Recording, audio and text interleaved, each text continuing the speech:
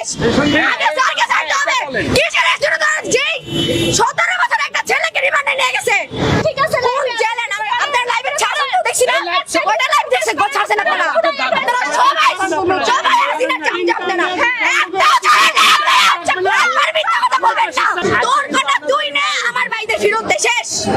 আমার আর কিছু দরকার নাই আমার ভাই যাদের নিয়ে গেছে যারা চলে গেছে তারা তো চলে গেছে অবশ্যই যত শিক্ষক সবার এক্ষুনি এই মুহূর্তে ছাড়তে শোনা লাগবে না আমাদের কোনো কোটা দরকার নাই মেয়েটা হচ্ছে মানুষের সবচেয়ে বড় কোটা এক্ষুনি আপনার লাভ শোনেন কোটাতে কি হবে যদি মেয়েটা থাকে কই অন্য দেশে তো কোটা দেয় না বাংলাদেশে কেন কোটা থাকবে আপনারা ভার্সিটির মানুষ ভার্সিটির স্টুডেন্ট দেখেছেন কলেজ আর হাই স্কুলের স্টুডেন্ট এখনো দেখেন নাই একবার যদি সব স্টুডেন্ট নাইমা যায়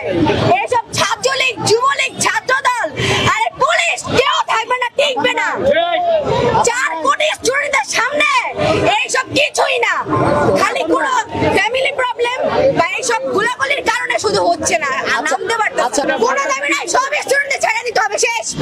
আগে স্যারকে ছাড়তে হবে কিসের স্টুডেন্ট যেই 17 বছর একটা ছেলেকে রিমান্ডে নিয়ে গেছে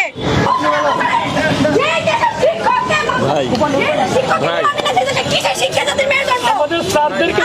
আপনি এখন এটা কেন বলবেন আপনি তো ভার্সিটি স্টুডেন্ট আমি কলেজ স্টুডেন্ট আপনি বলেন না কেন আপনি আমি যতক্ষণ আমার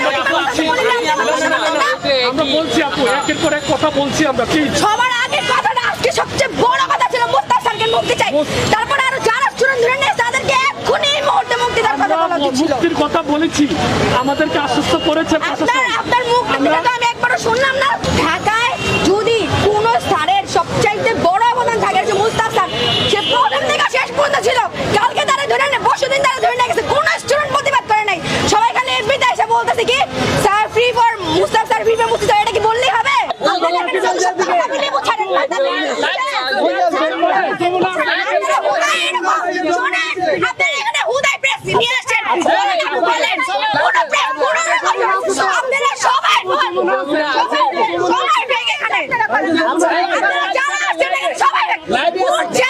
ঠিক আছে